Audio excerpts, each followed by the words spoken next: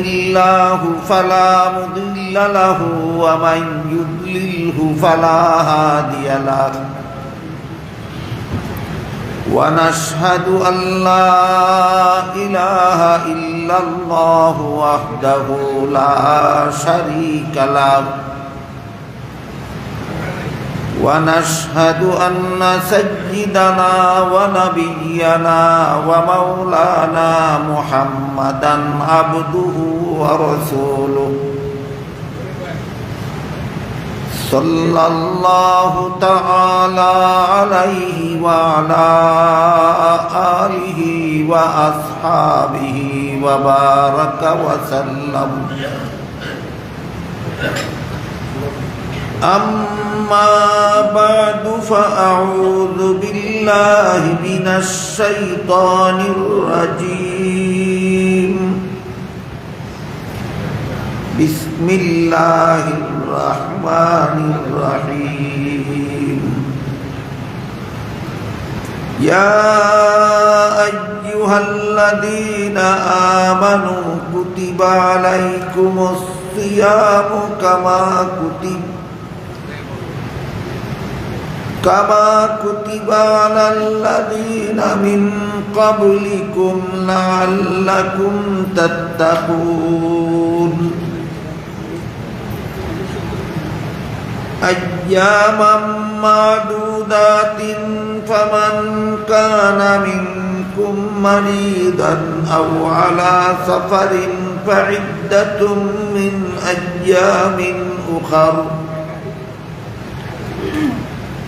وعلى الذين يطيقونه فدية طعام مسكين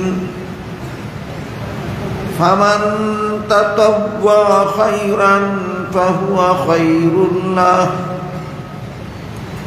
وأن تصوموا خير لكم إن كنتم تعلمون. بارك الله لنا ولكم في القرآن العظيم ونفعنا وإياكم بالآيات والذكر الحكيم. حضرات উলামায়ে কেরাম মুহতারাম হাজিরিন,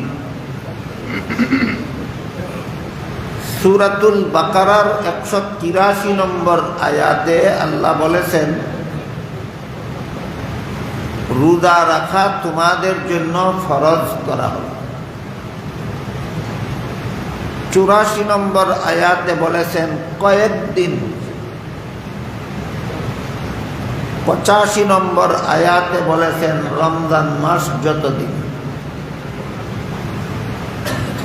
3 আয়াতের বিবরণের সারমর্ম হলো, যেই বৎসর রমজান মাস যতদিনে হয় সেই বৎসর ততদিন রোজা রাখা মুমিন মুসলমানদের জন্য ফরজ। গতকাল বলা হয়েছে হাদিস শরীফে রাসূল করিম সাল্লাল্লাহু আলাইহি ওয়াসাল্লাম কথাটা আরো খোলাসা করে দিয়েছেন। রাসূল বলে দিয়েছেন, যেই বছর রমজান মাসের 29 তারিখ বিকালবেলা ঈদের চাঁদ দেখা যাবে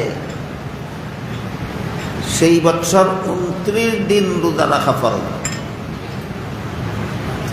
যেই বছর রমজান মাসের 29 তারিখ বিকালবেলা ঈদের চাঁদ দেখা যাবে না সেই বছর 30 দিন রোজা রাখা ফরজ।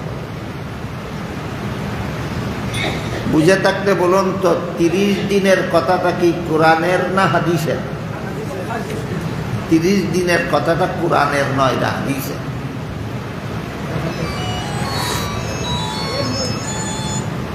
এই সুযোগে ওই যে গতকাল বলেছিলাম মাদার পূজারি ভণ্ড এক ভণ্ড বলে কোরআনে তো 30 রোজার কথা নাই।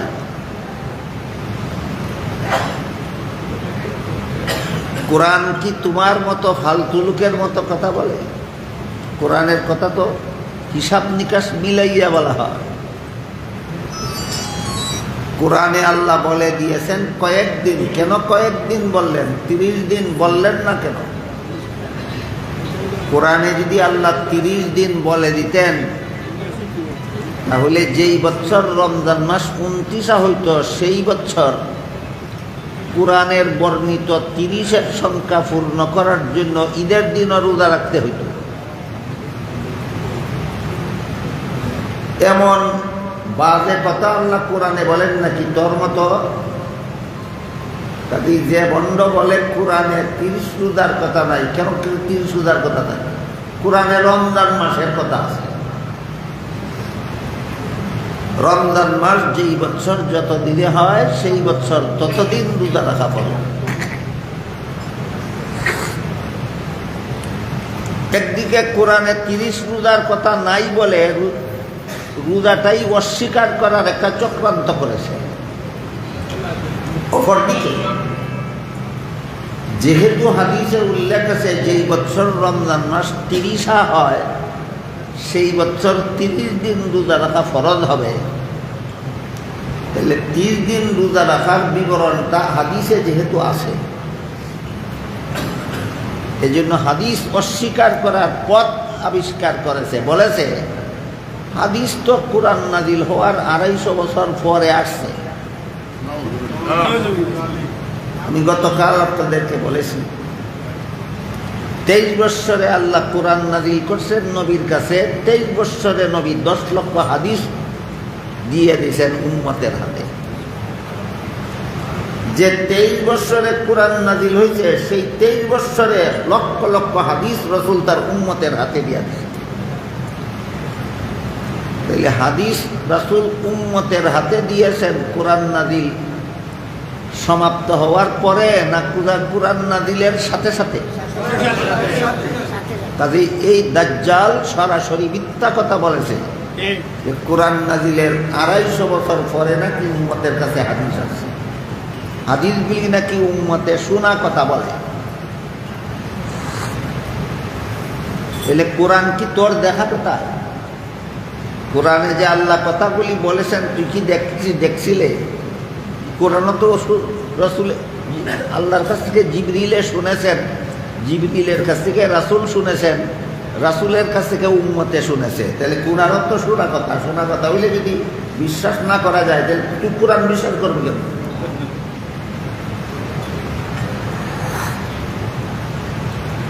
এই সমস্ত মাজার পূজারী বন্ডদের কাজই হল কোরআন হাদিসের কথাকে অগ্রাহ্য করা, কোরআন হাদিসের কথাকে মুমিন মুসলমানদের কাছে সন্দিহান করে তোলা, যেন মুমিন মুসলমানেরা কোরআনের কথায় সন্দিহান হয়ে, হাদিসের কথায় সন্দিহান হয়ে সহজে যেন ঈমান হারা বেঈমান হতে পারে।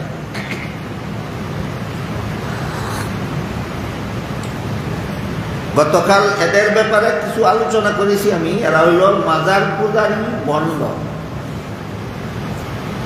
আশা করি গতকাল যারা শুনেছেন বুঝেছেন বলতে পারবেন বন্ড কাকে বলে। যে যার মধ্যে যেই যোগ্যতা নাই সেই যোগ্যতার দাবি করার নাম বন্ডামি, যে করে তার নাম বন্ড। গোলাম আহমদ কাদিয়ানীর মধ্যে নবী হওয়ার যোগ্যতা নাই, সে নবী হওয়ার দাবি করছে, সে বন্ড নবী। তরিকতের কথা বোঝার যোগ্যতা যে সমস্ত অপদার্থদের কাছে নাই, এরা তরিকতের দুহাই দিয়া শরীয়ত অমান্য করার চক্রান্ত করে থাকে। এরা হইল বন্ড পীর।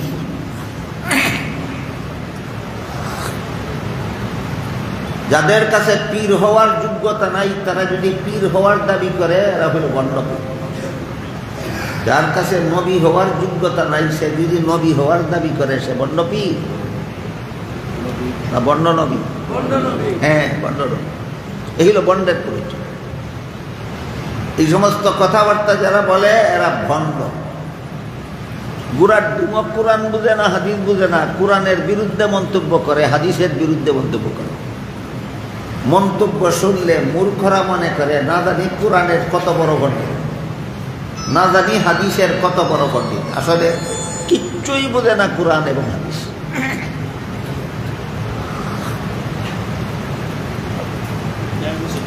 আরেক মাজার পূজারী বন্ড বলে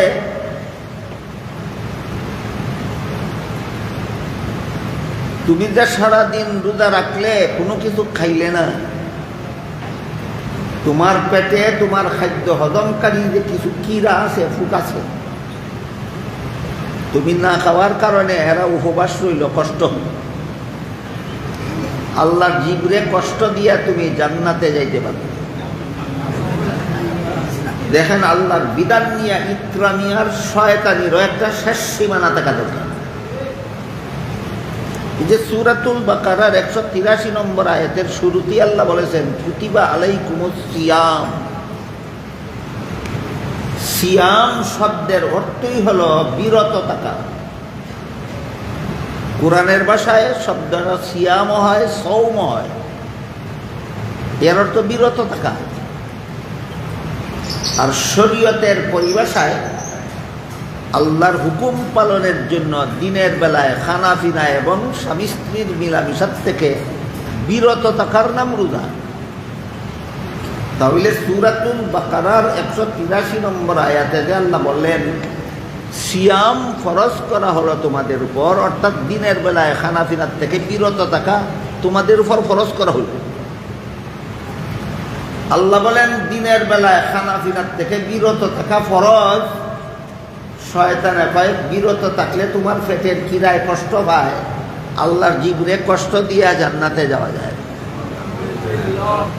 এই হইল ভণ্ড মাজার পূজারী, ভণ্ডদের কোরআন বিরোধিতার নমুনা। মাঝে মধ্যে নেটের মধ্যে আমি এই সমস্ত ভণ্ডদের কথা একটু দেখি। কেন দেখি? কারণ অন্যরাও তো দেখে। এই সমস্ত ভণ্ডামি কথার দ্বারা মানুষের ঈমান ধ্বংস করে। কাজেই শয়তানদের এই সমস্ত শয়তানি কথার দাঁত ভাঙা জবাব দেওয়ার জন্য আমি এই সমস্ত শয়তানদের কথা মাঝে মধ্যে নেটে দেখি। বেশ কতটা শয়তান আছে এরকম। এই জন্য আমার সবগুলি শয়তানের নামও মনে থাকে না। শুধু মাজার পূজারী বন্ডরা যে এই শয়তানিটা নেটে করে থাকে এটুকু আমার মনে আছে। কোন বন্ড, কোন শয়তানে কোন কথা বলেছে এদের নাম আমার মনে নেই।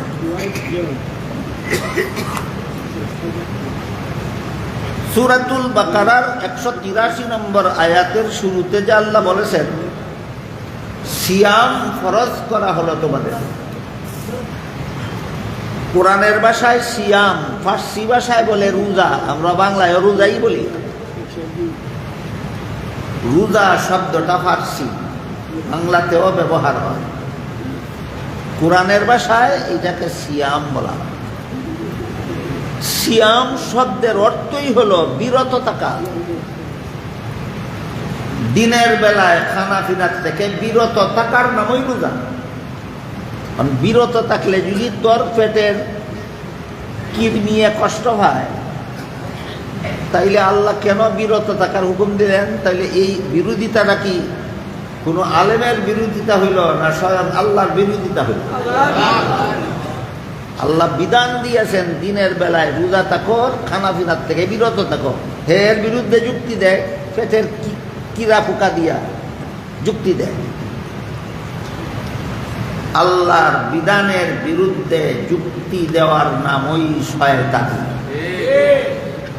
আল্লাহর বিধানের বিরুদ্ধে যুক্তি দেওয়ার নামই শয়তানি। এখানে তো সিয়াম শব্দের অর্থ বিরত থাকা। কয়েক আয়াত পরে আল্লাহ পরিষ্কার ভাষায় বিরত থাকার কথা বলেছেন। আল্লাহ বলেন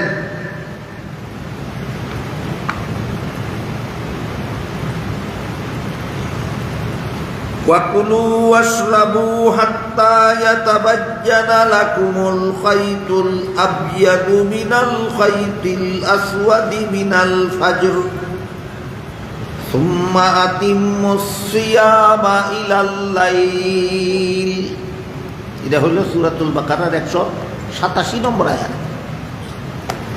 187 নম্বর আয়াতে আল্লাহ বলেন ফজরের পর থেকে সূর্য অস্ত যাওয়া পর্যন্ত খানা পিনার থেকে বিরত থাকো।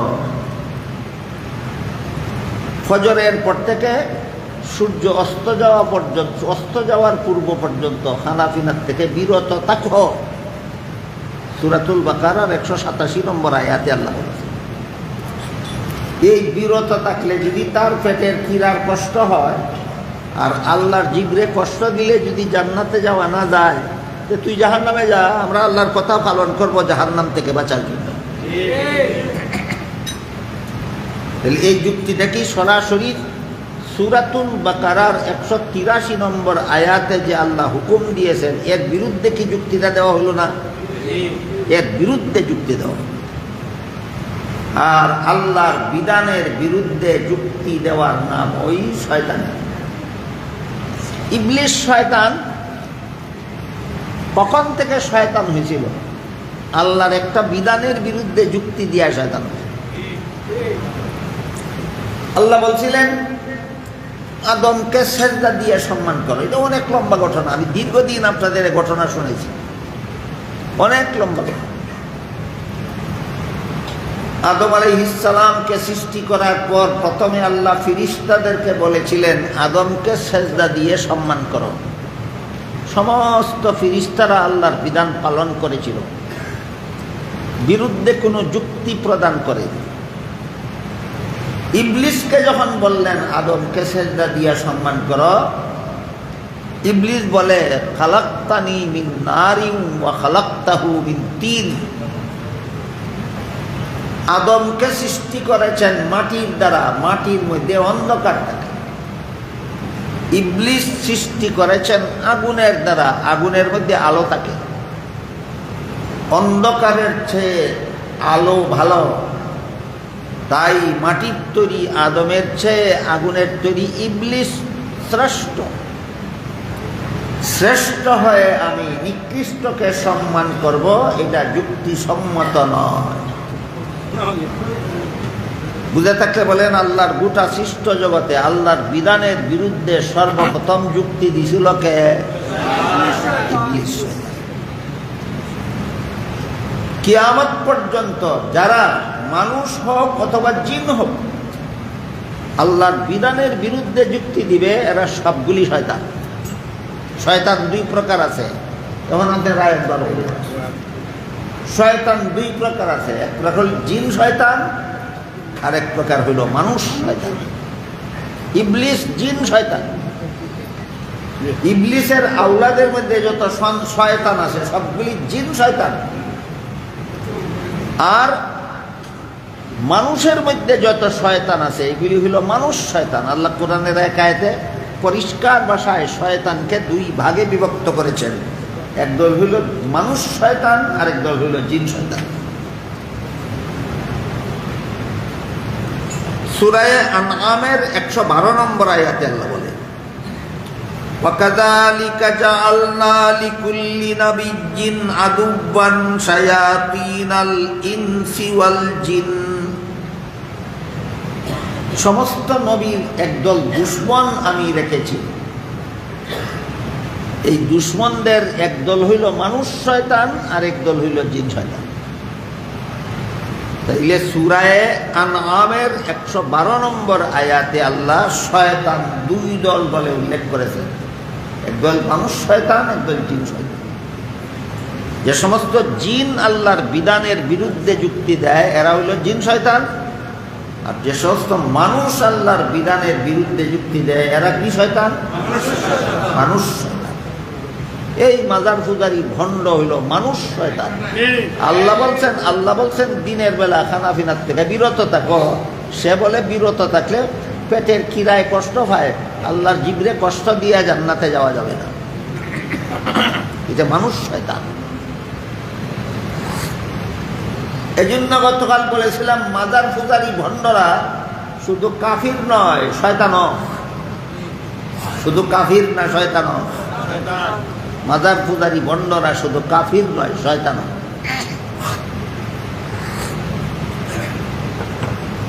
কোনো মানুষ কাফির কখন হয়? যখন কোরআনের কোনো কথাকে অমান্য করে, বিরুদ্ধাচরণ করে। কোরআনে আল্লাহ যত কথা বলেছেন সঠিক বলেছেন, কোরআনের কোনো কথাকে যদি কেউ ব্যাটিক সাব্যস্ত করে তখন ওই কাফির হয়ে যায়। এই কথাটা আমাদের জীবন বর্মনে রাখা দরকার যে কোনো মানুষ কাফির কখন হয়? কোরআনের কোনো কথা অমান্য করলে কোরআনের কোনো কথার বিরুদ্ধাচরণ করলে কাফির হয়। আল্লাহ বলেছিলেন ইবলিসকে আদমকে সেজদা দিয়া সম্মান করো, অমান্য করলো, এর বিরুদ্ধে যুক্তি দিল। আল্লাহ বলেন আবা ওয়াস্তাকবারা ওয়া কানা মিনাল কাফিরিন, ইবলিস অস্বীকার করলো, আমার বিধানের বিরুদ্ধে যুক্তি দিল, এর দ্বারা সে কাফির হয়ে যায়। তাহলে মাজার পূজারি বন্ডরা শুধু বেঈমান কাফির না শয়তান? বেঈমান কাফির হয় কিভাবে? কোরআনের কথা বিরুদ্ধাচরণ করে। আর শয়তান হয় আল্লাহর বিধানের বিরুদ্ধে যুক্তি প্রদান করে। কাফির হয় কোরআনের কোনো কথার বিরুদ্ধাচরণের মাধ্যমে কাফির হয়, আর শয়তান হয় আল্লাহর বিধানের বিরুদ্ধে যুক্তি দেওয়ার মাধ্যমে শয়তান হয়। এবার বুঝে থাকলে বলেন যে এই মাজার পূজারি বন্ড হইল যে দিনের বেলায় সারাদিন খানাফিনার থেকে বিরত থাকলে পেটের কিরাগুলির কষ্ট হয়, কাজেই আল্লাহর জিবরে কষ্ট দিয়ে জান্নাতে যাওয়া যাবে। দিল কিনা আল্লাহর বিধানের বিরুদ্ধে যুক্তি? দিনের বেলায়, রমজানের দিনের বেলায় সারাদিন খানাফিনার থেকে বিরত থাকো, কথাটা আল্লাহ সূরাতুল বাকারার 187 নম্বর আয়াতে বলেছেন। এই বেঈমানে দিছে এর বিরুদ্ধে যুক্তি দিয়া শুধু কাফির হইছে না শয়তানও? সুতরাং মাজার পূজারি বন্ডরা কাফিরও শয়তানও। আমাদের ভালোভাবে মনে রাখতে হবে কোরআনের কোনো কথার বিরুদ্ধাচরণ করলে কাফির হয়, আর আল্লাহর বিধানের বিরুদ্ধে যুক্তি দিলে শয়তান হয়।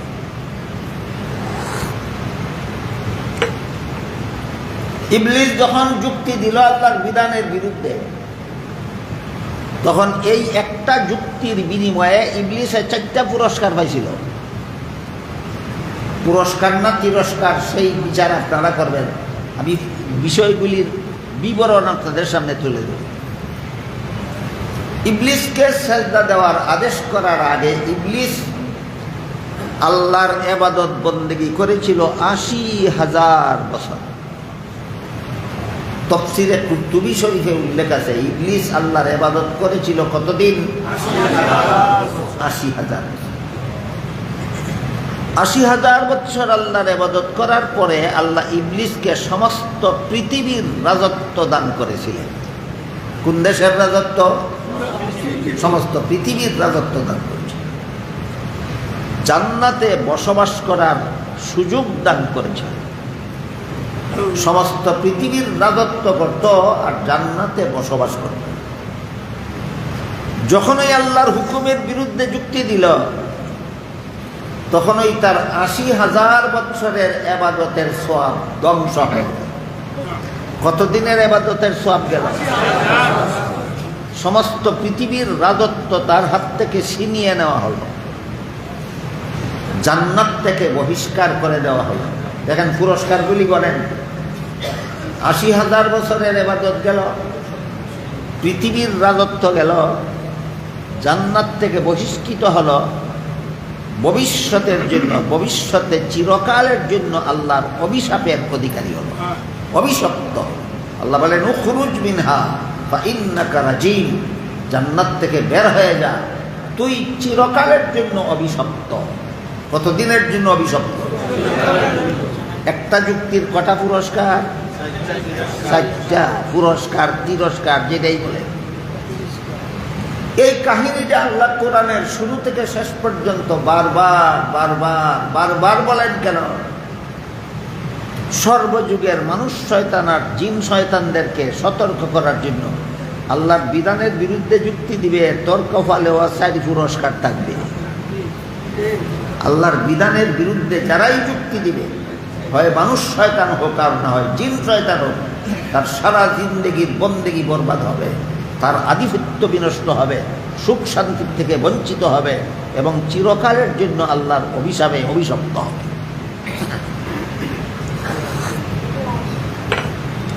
নেটে দেখলাম আর এক মাজার পূজারি বন্ড আর এক আয়াত নিয়া এই কুরআন এবং হাদিসের বিরুদ্ধাচরণ করে। সেই আয়াতটা হলো সূরা নিসার 50 নম্বর আয়াত।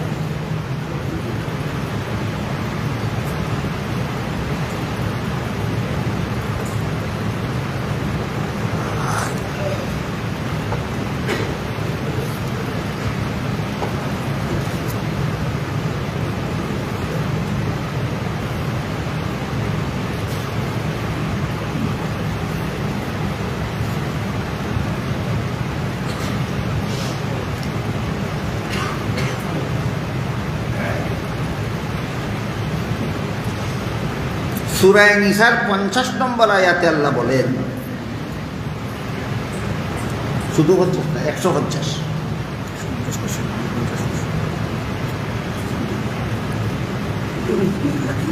সূরা নিসার 150 নম্বর আয়াতে আল্লাহ বলেন, ইন্নাল্লাযীনা ইয়াকফুরুনা বিল্লাহি ওয়া রুসুলিহি ওয়া ইউরিদুনা আন ইউফাররিকু বাইনাল্লাহি ওয়া রুসুলিহি ওয়া ইয়াকুলুনা নু'মিনু বিবাদিন ওয়া নাকফুরু বিবাদ ওয়া ইউরিদুনা আন ইয়াত্তাখিযু বাইনা যালিকা সাবিলা উলাইকা হুমুল কাফিরুনা হাক্কান। এর মর্ম হইল সূরা নিসার 150 নম্বর আয়াতে আল্লাহ বলেন, যে সমস্ত লোক আল্লাহকে বিশ্বাস করার দাবি করে, কিছু সংখ্যক নবীকেও বিশ্বাস করার দাবি করে, আর কিছু নবীকে অবিশ্বাস করে। আল্লাহ বিশ্বাস করে, কিছু নবী বিশ্বাস করে, কিছু নবী অবিশ্বাস করে। এরা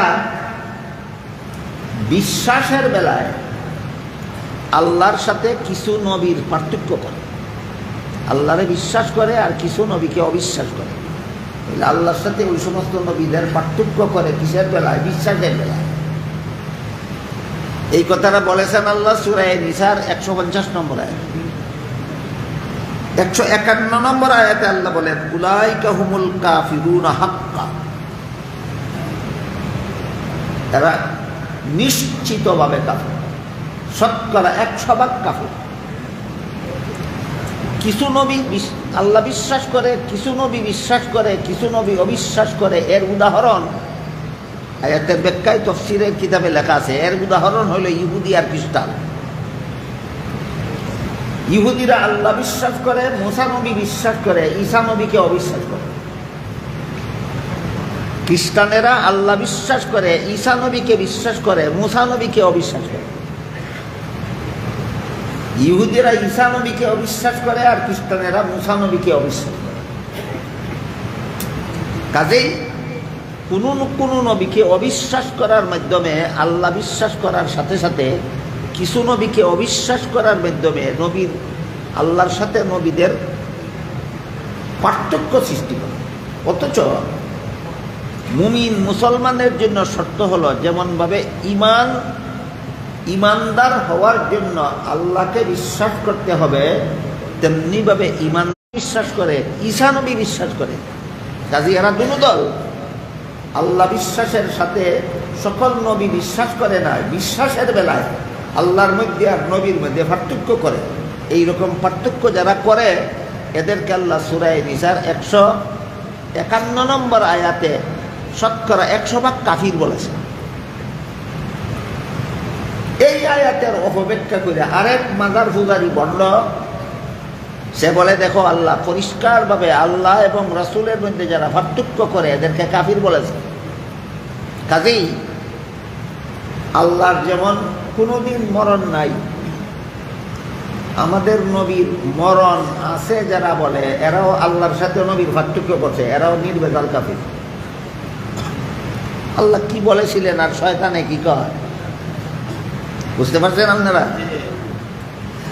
আল্লাহ বলেছিলেন যারা আল্লাহ বিশ্বাস করে, নবী বিশ্বাস করে না, বিশ্বাসের বেলায় আল্লাহর মধ্যে আর নবীর মধ্যে পার্থক্য করে, এরা কাফির। এই শয়তানে কয় আল্লাহর মধ্যে আর নবীর মধ্যে পার্থক্য করলে যেহেতু কাফির হয়, কাজে আল্লাহ যেমন চিরঞ্জীব, মুহাম্মদুর রাসূলুল্লাহকে চিরঞ্জীব বিশ্বাস করতে হবে। আল্লাহর যেমন কোনোদিন মরণ নাই, মুহাম্মদুর রাসূলুল্লাহরও কোনোদিন মরণ নাই বিশ্বাস করতে হবে। যদি কেউ আল্লাহর মরণ নাই, রাসূলের মরণ আছে, তাইলে তুমি আল্লাহর মধ্যে আর রাসূলের মধ্যে পার্থক্য করছো। তোমাকে আল্লাহ সূরা নিসার 151 নম্বর আয়াতে নির্ভেজাল কাফির বলেছে। এই শয়তানে যেই কথা বলল, আল্লাহ কি সেই কথা বলছিলেন? শয়তানের কথাটা যদি একটু সময়ের জন্য মেনে নেওয়া হয় যে আল্লাহর মধ্যে আর মুহাম্মদুর রাসূলুল্লাহর মধ্যে পার্থক্য করলে কাফির হবে। আল্লাহর যেমন কোনোদিন মরণ নাই, মুহাম্মদুর রাসূলুল্লাহরও কোনোদিন মরণ নাই বিশ্বাস করতে হবে। যদি বলো আল্লাহর মরণ নাই, নবীর মরণ আছে, তাহলে তুমি আল্লাহর মধ্যে আর নবীর মধ্যে পার্থক্য করছো, তোমার এই আয়াতে আল্লাহ কাফির বলছেন। এই কথাটা, এই অপব্যাখ্যাটা, এই শয়তানি কথাটা একটু সময়ের জন্য যদি মেনে নেওয়া হয়, পরিণতি কত ভয়ঙ্কর দাঁড়ায় যে কোরআন দেখা গেছে, ইন্নাকা মাইয়িতুন ওয়া ইন্নাহুম মাইয়িতুন।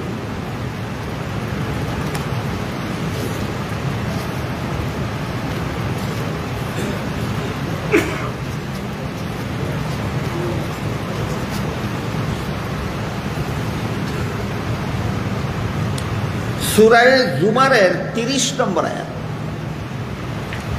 সূরা জুমারের 30 নম্বর আয়াতে আল্লাহ আমাদের নবীকে ডেকে বলেন, ইন্নাকা মাইয়িতুন ওয়া ইন্নাহুম মাইয়িতুন, নিশ্চয়ই আপনি মরণশীল, তারাও মরণশীল। শয়তানে কি কইছিল? আল্লাহ যেহেতু মরণশীল না, নবীকেও মরণশীল না মানতে হবে। আল্লাহরে মানো মরণশীল না, আর নবীরে যদি মানো মরণশীল, তাহলে তুমি কাফের। আল্লাহ বলেন আমি মরণশীল না, নবী আপনি মরণশীল। এই শয়তানে এখন কাফির কারে কইল? বলেন এই মাজার ফুলেরই ভণ্ড শয়তানে এখন কারে কাফির কইল? আল্লাহকে কাফির বলে নাই? নবীরে আল্লাহ নিজে বলেছেন, নবী আমাদের নবীকে ইন্নাকা মাইয়িতুন, ইন্না অর্থ নিশ্চয়ই, কা অর্থ আপনি, মাইয়িত অর্থ মরণশীল, নিশ্চয়ই আপনি মরণশীল। মাজার ফুজারি বন্ড শয়তানে কয় মুহাম্মদুর রাসূলুল্লাহকে মরণশীল যে বলবে সেই কাফির হবে। আল্লাহ সূরা জুমারের 30 নম্বর আয়াতে নিজে বলেছেন আপনি মরণশীল। আল্লাহ বলেছেন আমাদের নবীকে মরণশীল, শয়তানে কয় যে মরণশীল কইব সে কাফির হইব। বলেন কারে কাফির কইল?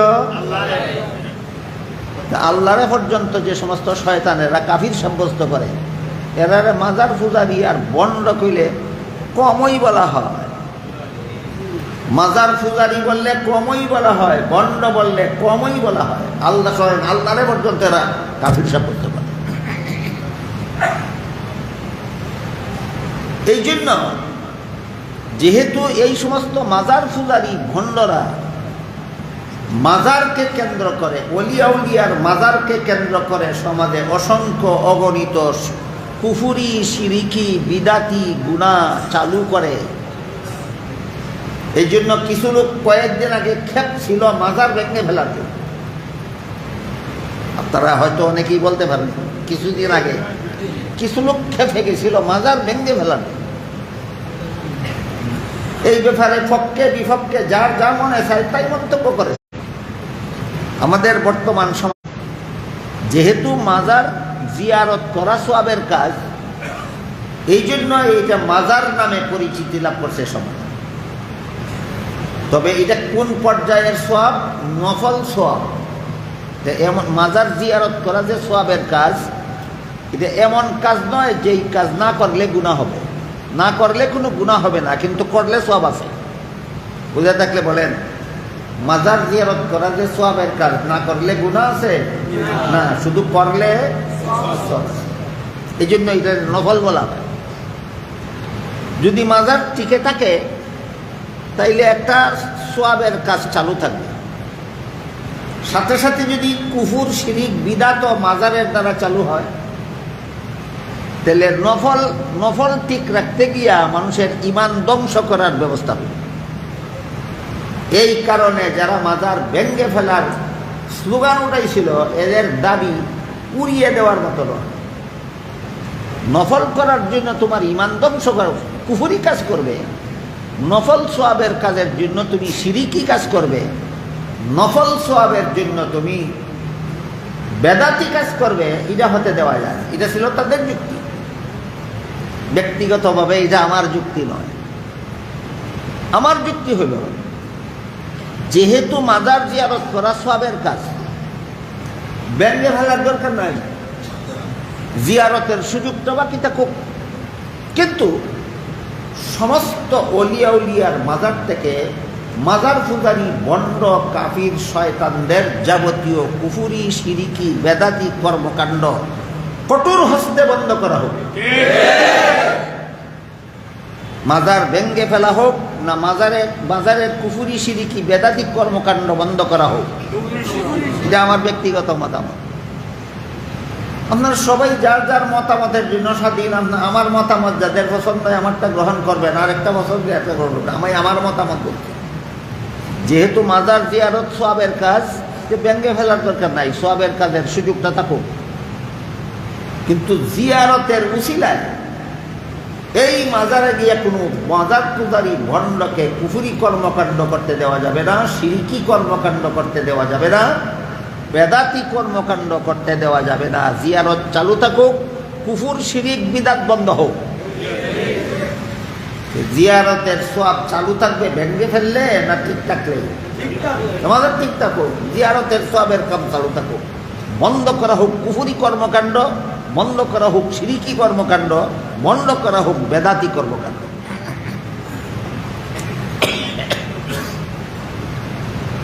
এই সমস্ত মাজার পূজারী ভণ্ডরা সদা সর্বদাই কোরআনের কোনো না কোনো কথার বিরুদ্ধে কটূক্তি করে। কটূক্তি করে কোরআনের কথার বিরুদ্ধে, কোরআনের নাম বলে না, কথাটা মৌলবীদের দিকে সম্পর্কিত করে, মৌলবীদের বিরুদ্ধে চলে। এর একটা উদাহরণ দিই শোনেন। এই নেটের মধ্যে আমি দেখছি আরেক মাজার পূজারী বলল কয়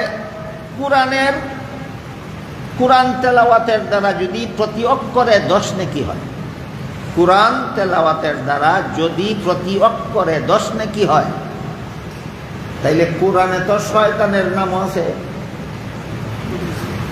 শয়তানের নামে মেরে তো অক্ষর আছে 5টা। শয়তানের নাম জপলে কি 50টা করে নাকি হবে? মাজার পূজারী বন্ড শয়তানে প্রশ্নটা করেছে। কোরআন তেলাওয়াত করলে প্রতি অক্ষরে 10 নেকি হয়, এই কথাটা তো সমাজের মানুষকে আলেমরাই শুনিয়ে থাকেন। কারা শোনায়? আলেমরা শোনায়। সে এই প্রশ্ন করার মাধ্যমে আলিমের বিরুদ্ধাচরণ করতেছে, বুঝাইছে যে আলিমরা কথাটা ঠিক ভুল কয়। আপনাদের জানা দরকার যে কোরআন তেলাওয়াত করলে প্রতি অক্ষরে 10 সওয়াব হয়, এটা আলেমদের কথা নয়, এটা মুহাম্মদুর রাসূলুল্লাহ। কোরআন তেলাওয়াত করলে প্রতি অক্ষরের তিলাওয়াতের বিনিময়ে 10টা করে সওয়াব হয়, এটা আলেমদের কথা না রাসূলের কথা? তুই যে কথা করে শয়তানের উদাহরণ দিয়ে ব্যঙ্গ করলে, ব্যঙ্গ কি আলেমরে করা হইল না নবীরে করা হইল? নবীরে যে ব্যঙ্গ করতে পারে তার মতো জগতে আর কেউ হতে পারে না। এরা শুধু বেঈমান কাফির না, এরা শয়তান। আপনারা কথাটা বুঝলেন কিনা দেখেন। কোরআন তেলাওয়াত করলে প্রতি হরফে 10 নেকি হয়, এটা কি আলেমদের কথা না নবীর কথা? তাহলে শয়তানের নাম জপলে প্রতি অক্ষরে 10 নেকি হবে কিনা প্রশ্নটা আলেমদের বিরুদ্ধে গেল না নবীর বিরুদ্ধে গেল? এই প্রশ্নের দ্বারা আলেমদেরকেই ব্যঙ্গ করলো না স্বয়ং নবীরে ব্যঙ্গ করলো? নবীরে ব্যঙ্গ করলে সমস্ত কাফিরের চেয়ে জঘন্যতম কাফির হয়। সুতরাং এই প্রশ্নকারী মাজার পূজারী বন্ড জঘন্যতম কাফির। বাকি রইল প্রশ্নের জবাব। রাসূল বলেননি শয়তানের নাম জপলে প্রতি অক্ষরে 10 নেকি। রাসূল বলেছেন কোরআন তেলাওয়াত করলে প্রতি অক্ষরে 10 নেকি। শয়তানের নাম যখন কোরআনের আয়াতের অংশ হবে, শয়তানের নাম হিসাবে নয়, কোরআনের আয়াত হিসাবে প্রতি অক্ষরে 10 নেকি। কোরআনের আয়াত হিসাবে না ফিরা কেউ যদি বসে বসে শয়তান শয়তান শয়তান জপে, নেকি হইব দূরের কথা, আমার মনে হয় গুনাহ ছাড়া আর কিছু তার আমার নামে লেখা হবে। তুই শয়তানের নাম জপত কি তার লাগে? বলেন রাসূল বলেছেন শুধু শয়তানের নাম জপলে 10 নেকি হয় না, কোরআনের আয়াত তিলাওয়াত করলে? রাসূল বুঝাইলেন কি আর শয়তানে বুঝলো কি?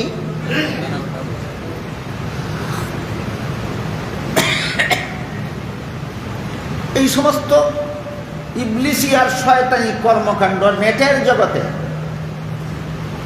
ইলেকট্রনিক্স মিডিয়ার জগতে এই বন্ড মাজার পূজারী, বন্ড শয়তান বেঈমান কাফিরেরা চালাচ্ছে।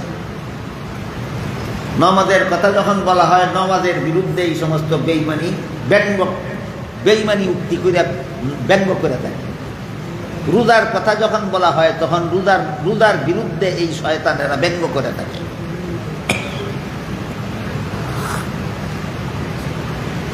এদের আলোচনা আনার দরকার কি ছিল?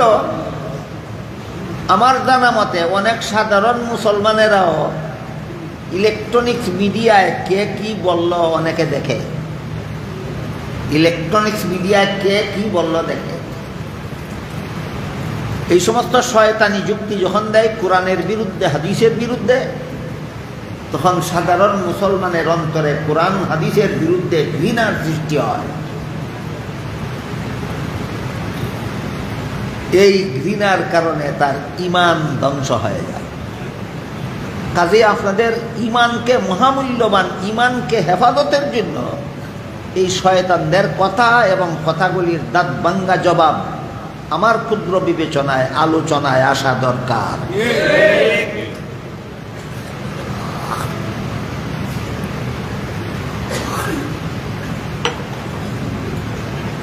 আজকাল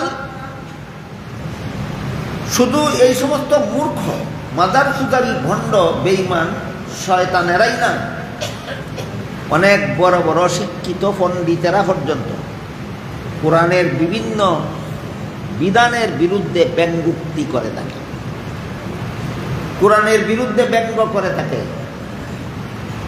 কোরআনের বিরুদ্ধে ব্যঙ্গ করলে ঈমান থাকে না বেঈমান হয়ে যায়? বর্তমান সমাজের যে সমস্ত বড় বড় শিক্ষিত মুসলমান পণ্ডিতেরা কোরআনের বিধানের বিরুদ্ধে ব্যঙ্গ করে থাকে, এই ব্যঙ্গগুলির আলোচনা সারা রাতেও করে শেষ করা যাবে না। আমার জানা মতে কোরআনের বিভিন্ন আয়াতের বিরুদ্ধে প্রকাশ্যে ব্যঙ্গোক্তি করা শুরু করেছিল বাংলাদেশের মধ্যে সর্বপ্রথমে তসলিমা নাসরিন। তসলিমা নাসরিন পরিষ্কার ভাষায় বলেছিল কোরআনে অনেকগুলি ভুল আছে। মৌলবীরা যদি কোরআনের ভুলগুলি সংশোধন করে নিতে পারে তাহলে আধুনিক যুগে কোরআনটা কোনো রকম টিকে থাকতে পারে। মৌলবীরা যদি কোরআনের ভুলগুলি সংশোধন করতে না পারে তাহলে বর্তমান জ্ঞান বিজ্ঞানের যুগে, আধুনিক যুগে কোরআনের সেকেলে কথাগুলি অচল হতে বাধ্য। এইরকম কুফুরি বেঈমানি শয়তানি কথাটা বাংলাদেশে আমার জানা মতে সর্বপ্রথম তসলিমা নাসরিন বলেছেন। এবং তসলিমা নাসরিন কতগুলি আয়াত, কোরআনের অমুক অমুক আয়াত ভুল, কি কারণে ভুল যুক্তি সহ আলোচনাও করেছিল। মৌলবীরা যদি এই ভুলগুলি সংশোধন করতে পারে তাহলে কোরআন টিকতে পারে, তাহলে কোরআন টিকতে পারে। তসলিমা নাসরিন কোরআনের যতগুলি আয়াতকে ভুল ভুল বলে ঘোষণা করেছিল, এর মধ্যে একটা আয়াত হলো সূরায়ে নিসার 11 নম্বর আয়াত। সূরায়ে নিসার 11 নম্বর আয়াতে আল্লাহ বলেছেন, ওয়ালিদ যাকার মিসলু হাজ্জিল উনসায়াইন। ওয়ালিদ যাকারি মিসলু হাজ্জিল উনসায়াইন, এর অর্থ হলো পিতামাতা মারা গেলে পিতামাতার তেজ্য সম্পদে ছেলে পাবে 2 অংশ, মেয়ে পাবে 1 অংশ। ছেলে পাবে 2 অংশ, মেয়ে পাবে 1 অংশ। আজকে নতুন শুনলেন আপনারা কোরআনের এই বিধান, আর জীবনে আরো শুনেছেন। এই বিধানটা আল্লাহ কোরআনের কোন সূরার কত নম্বর আয়াতে দিয়েছেন? সূরা নিসার 11 নম্বর আয়াত। এখানে এসে তসলিমা নাসরিন বলে, ছেলে যেই বাবার সন্তান, মেয়ে সেই বাবার সন্তান। ছেলের মুখ আছে খাওয়ার দরকার, মেয়েরও মুখ আছে খাওয়ার দরকার। ছেলের শরীর আছে পোশাকের দরকার, মেয়েরও শরীর আছে পোশাকের দরকার। ছেলের জীবনযাপনের জন্য বাড়িঘরের দরকার, মেয়েরও জীবনযাপনের জন্য বাড়িঘরের দরকার। এমত অবস্থায় একই বাবার সন্তান হওয়া সত্ত্বেও ছেলেকে 2 অংশ দিয়ে মেয়েকে 1 অংশ দেওয়া নারী জাতির সাথে কোরআনের অবিচার ছাড়া আর কিছু নয়। নারী জাতির সাথে কোরআনে অবিচার করছে। মৌলবীরা যদি এই অবিচারকে সুবিচারে রূপান্তরিত করতে পারো তাইলে এই কোরআনটা সচল থাকতে পারে। মৌলবীরা যদি আয়াতের ভুলটা সংশোধন করতে না পারো, এই কোরআন আধুনিক জ্ঞান বিজ্ঞানের যুগে অচল হতে বাধ্য। বলেন তো, বর্তমান সমাজে তসলিমা নাসরিন বাংলাদেশ থেকে পালিয়ে যাওয়ার পরে বাংলাদেশে আর কোনো শিক্ষিত লোকে নারী পুরুষের সমান অধিকার চাই বলে কিনা? এই সবগুলি বর্তমান বাংলাদেশের যতগুলি শিক্ষিত লোকে নারী পুরুষের সমান অধিকার চাই বলে, সবগুলি তসলিমার ডিম ফুটা বাচ্চা। সবগুলি তসলিমার ডিম ফুটা বাচ্চা। এজন্য এদের ঘাড়ে কোন বুধ ছোঁয়া রয়েছে এটা বুঝে নিজেদের ইমান হেফাজতের জন্য আমরা একটু বুঝার চেষ্টা করব, কেন আল্লাহ ছেলেকে 2 অংশ আর মেয়েকে 1 অংশ দেওয়ার বিধান দিলেন। আমি অন্য সময় আপনাদের বলেছি, ইসলামের বিধানে ছেলের জীবনে খরচের খাত আছে 3টা। ছেলে যেদিন থেকে সাবালক হয় সেদিন থেকে ইসলামের বিধানে এই ছেলেকে লালন পালনের দায়িত্ব বাবার উপর থাকে না, ছেলের নিজের কাছে চলে আসে। সাবালক ছেলেকে লালন পালন করা বাবার দায়িত্ব নয়, ছেলের নিজের দায়িত্ব। যখন ছেলে বিয়ে করে বউ ফেলার দায়িত্ব তার নিজের। যখন ছেলের ঘরে সন্তানাদি হয় সন্তান লালন পালনের দায়িত্ব ছেলের নিজের। তাইলে ছেলের জীবনে খরচের খাত আছে কটা? সাবালক হলে নিজের লালন পালন, বিয়া করলে বউ পালন, সন্তান হইলে সন্তান পালন। কটা হইল? ছেলের জীবনে খরচের খাত আছে 3টা, অংশ পাইছে 2টা।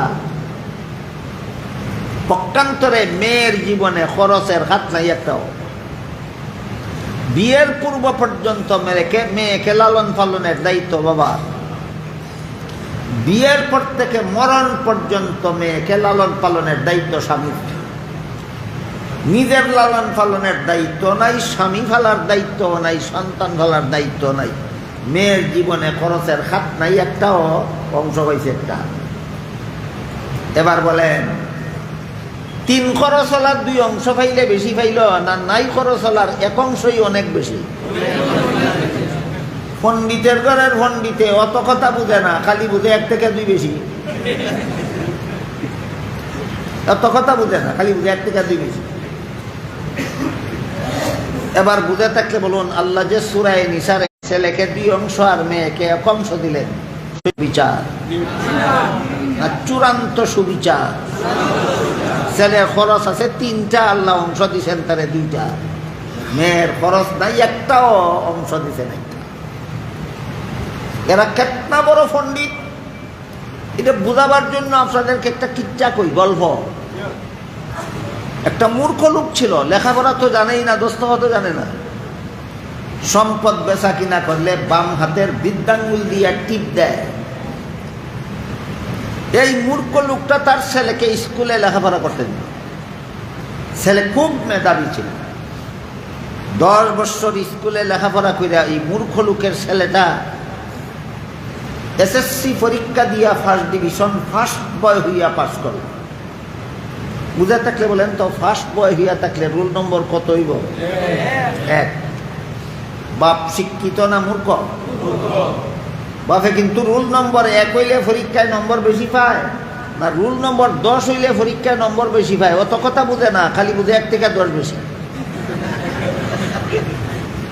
ফল ঘোষণার পরে মূর্খ বাপে ছেলেরে জিজ্ঞাসা করে, পরীক্ষা যে দিচ্ছে পাস করছ? পাস করছি। কত নম্বরে? কইব 1 নম্বরে। খালি কইছে 1 নম্বরে। এমনি কয়টা সর্বনাশ করছে। কি সর্বনাশ করলাম? পাশের বাড়ির ছেলেটা তোর সাথে পরীক্ষা দিয়া সে তো 10 নম্বরে পাস করলো, তুই এত কম নম্বরে পাস করলি কেন? অশিক্ষিত গোয়ারে যেমন বুঝে না 10 নম্বরে পাস করলে বেশি নম্বর পায় না, 1 নম্বরে পাস করলে বেশি নম্বর পায়, ঠিক তেমনি ভাবে আমাদের সমাজের কতগুলি শিক্ষিত গোয়ারেও বুঝে না 3 খরচলা 2 অংশ পাইলে বেশি পায় না, নাই খরচলা 1 অংশ পাইলেই বেশি পায়। এলে তসলিমা যে বলছিল একটা ভুল, ঠিকই ভুল না মাথায় গন্ডগোল? কোরআনে ভুল যারা বলে এদের মাথায় গন্ডগোল।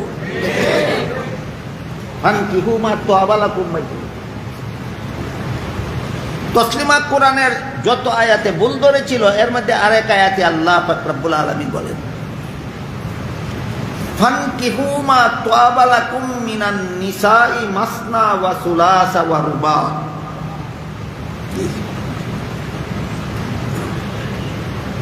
এটা হলো সূরা নিসার 3 নম্বর আয়াত। সূরা নিসার 3 নম্বর আয়াতে আল্লাহ বলেন ফানকিহু মা তাবা লাকুম মিনান নিসাই মাসনা ওয়া সুলাসা ওয়া রুবা।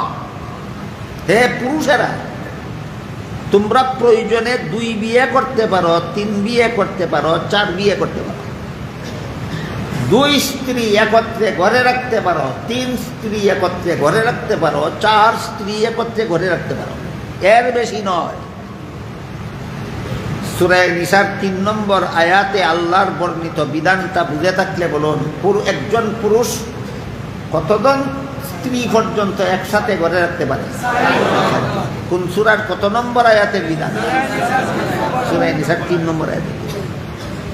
এখানে এসে তসলিমা বলে কোরআনের কোন আয়াতে তো আল্লাহ মহিলাকে 2 স্বামী 3 স্বামী 4 স্বামী রাখার অধিকার দিল না। কোরআনের কোন আয়াতে তো কোনো মহিলাকে 2 স্বামী 3 স্বামী 4 স্বামী রাখার অধিকার দিল না, কিন্তু পুরুষদেরকে 2 স্ত্রী 3 স্ত্রী 4 স্ত্রী রাখার অধিকার দিল।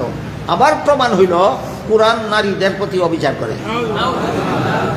এই আয়াতটাও বল, এই আয়াতটাও।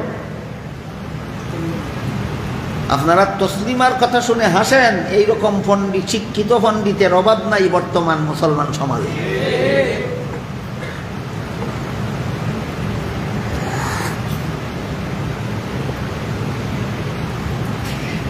এখন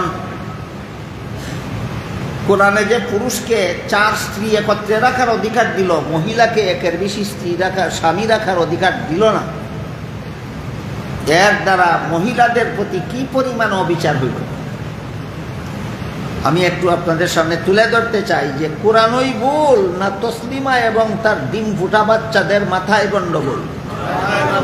এই কথাটা বোঝার জন্য, কোরআন ভুল না তসলিমার ডিম ফুটা বাচ্চাদের মাথায় গন্ডগোল?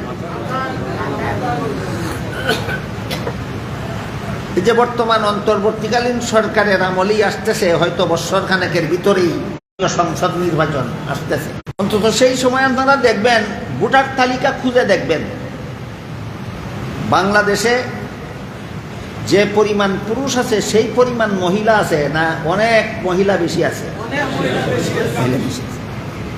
আমি বেশ কয়েক বছর আগের আদমশুমারিতে কোনো এক পত্রিকায় দেখেছিলাম, তখন বাংলাদেশের পুরুষের চেয়ে মহিলার সংখ্যা ছিল 50 লক্ষ মহিলা বেশি ছিল। আপাতত যদি আমি ধরে নেই কথাটা বোঝার জন্য যে বর্তমানে যে পরিমাণ পুরুষ আছে বাংলাদেশে, মহিলা 1 থেকে 50 লক্ষ মহিলা বেশি আছে আপাতত, যদি বর্তমানে আরো অনেক বেশি আছে। এবার বলুন, প্রতিটি পুরুষের কাছে একটি করে মহিলাকে বিয়ে দিলে প্রত্যেক পুরুষেই একটা করে বউ পাবে কিনা? পাবে। তারপরে আর কতজন মহিলা বাকি থাকবে স্বামী পাওয়ার? 50 লক্ষ। কোরআনে যদি এই অবিচারটা না করত, তাহলে বর্তমান বাংলাদেশের 50 লক্ষ মহিলার কপালে জীবনে একটা স্বামীও জুটত না। তাহলে কোরআন পুরুষকে একাধিক স্ত্রী রাখার বিধান দিয়েছে পুরুষের স্বার্থে না মহিলাদের স্বার্থে?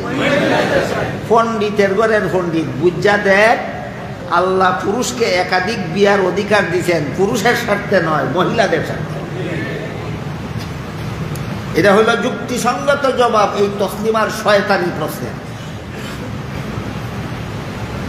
এবার আসেন, নিসাউকুম হারসুল লাকুম ফাতু হারসাকুম আন্না শি'তুম।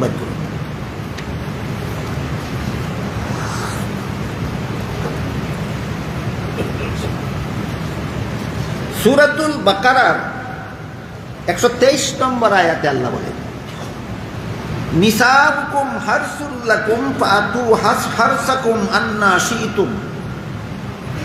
হে পুরুষেরা, তোমাদের স্ত্রীরা হলো সন্তান উৎপাদনের ক্ষেত। সূরাতুল বাকারার 223 নম্বর আয়াতে আল্লাহ বলেন, তোমাদের স্ত্রীরা হলো তোমাদের সন্তান উৎপাদনের ক্ষেত। আরেক রকমের ক্ষেত আছে ফসল উৎপাদনের ক্ষেত। আমরা ওইখান থেকে এই কথাটা বুঝে আসি। বলুন তো, একটা কৃষকের যদি 4টা ক্ষেত থাকে, এক কৃষকে 4 ক্ষেতে ফসল ফলাইল, ফসলের ভাগাভাগি নিয়ে কোনো ঝগড়া হবে? কেন? মালিক একজন ঝগড়া করবে কার সাথে? প্রথম ক্ষেতের যেই মালিক, দ্বিতীয় ক্ষেতের সেই মালিক, তৃতীয় ক্ষেতের সেই মালিক, চতুর্থ ক্ষেতের সেই মালিক, 4 ক্ষেতের এক মালিক। ফসল যতই ফলুক, ঝগড়ার কোনো আশঙ্কা নাই। কিন্তু ক্ষেত যদি একটা হয় আর মালিক যদি 4 জন হয়, তাহলে 4 গৃহস্থে এক ক্ষেত পানি শেষ করবে কিনা? 4 কৃষকে এক ক্ষেতে ফসল ফলাইবে কিনা? ফলাইবে না? ধরেন 4 জন মালিক এক ক্ষেতের মধ্যে তরমুজের ফসল ফলাইব, শত শত তরমুজ ধরল। একদিন রাত্রে শিলাবৃষ্টি হইয়া সবগুলি তরমুজ ভর্তা হইয়া গেল, কোন রকমে একটা তরমুজ রক্ষা পাইল। এটা কথার কথা। এবার বলেন, কৃষক কজন? ফসল কটা? প্রথম প্রশ্ন হইল, 4 টুকরা না করে ভাগাভাগি করা যাবে না। দ্বিতীয় কথা হইল, টুকরা ছোট বড় হইলে ঝগড়া ছাড়াও ভয় লাগে। ঠিক তেমনি ভাবে তসলিমাকে যদি তসলিমার দাবি মতো একসাথে 4 পুরুষের কাছে বিয়া দেওয়া হয়, বলেন ক্ষেত কটা, গৃহস্থ কজন? 4 গৃহস্থে 4 কৃষকে 4 কৃষকে এক ক্ষেতে পানি শেষ করবে কিনা? 4 বেটায় এক ক্ষেত পানি হিসব কিনা? এক ক্ষেতের মধ্যে 4 জনে ফসল ফলাইব কিনা? একালি মূলার মতো ফসল হইব না একটা তরমুজের মতো? তরমুজটায় বাপ ডাকবো কোনটারে? বাপ ডাকা লইয়া ঝগড়া লাগবে কিনা? রক্তাক্ত মারামারি কাটাকাটি কোনাকুনি হবে কিনা? এই পরিস্থিতি থেকে মহিলাদেরকে রক্ষা করার জন্য আল্লাহ কোরআনে মহিলাদেরকে একসাথে একের বেশি 3 ফুটা বাচ্চাদের মাথায় গন্ডগোল।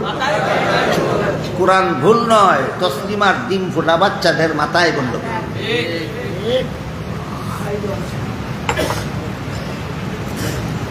এই তসলিমার আমলে তসলিমা এইভাবে কোরআনকে ভুল সাব্যস্ত করে চলেছিল। আমাদের বর্তমান সময়ে এসে মাজার পূজারী বন্ড বেঈমান কাফির শয়তানেরাও কোরআনের বিরুদ্ধে এই ধরনের ব্যঙ্গোক্তি করা শুরু করেছে। রমজানের রোজা নিয়ে এক মাজার পূজারী বন্ড ব্যঙ্গোক্তি করছে যে কোরআনে 30 রোজার কথা নাই। এটার জবাব গতকালেও দিয়েছি, আজকেও দিয়েছি। আবার বলে হাদিসে 30 রোজার কথা থাকলেও হাদিস 250 বছর পরে আইছে, এটারও জবাব দিছে। আরেক বেঈমান মাজার পূজারী বন্ড কয় সারাদিন না খাইয়া থাকলে পেটের কৃমির কষ্ট হয়, জিভরে কষ্ট দিয়া বেসতে যাওয়া যাবে না। তার এই শয়তানি যুক্তিটা সূরাতুল বাকারার 187 নম্বর আয়াতের বিরুদ্ধে যায়। মাজার পূজারী ভণ্ডর এই শয়তানি যুক্তিটা সূরাতুল বাকারার 187 নম্বর আয়াতের বিরুদ্ধে যায়। 87 নম্বর আয়াতে আল্লাহ কি বলেছেন? ফাকুলু ওয়াশরাবু হাত্তা ইয়াতাবাজ্জানা লাকুমুল খাইতুল আবয়াদু মিনাল খাইতিল আসওয়াদি মিনাল ফাজর সুম্মা আতিম্মুস সিয়ামা ইলাল লাইল। ফজর থেকে মাগরিব পর্যন্ত খানাফিনা বন্ধ রাখো।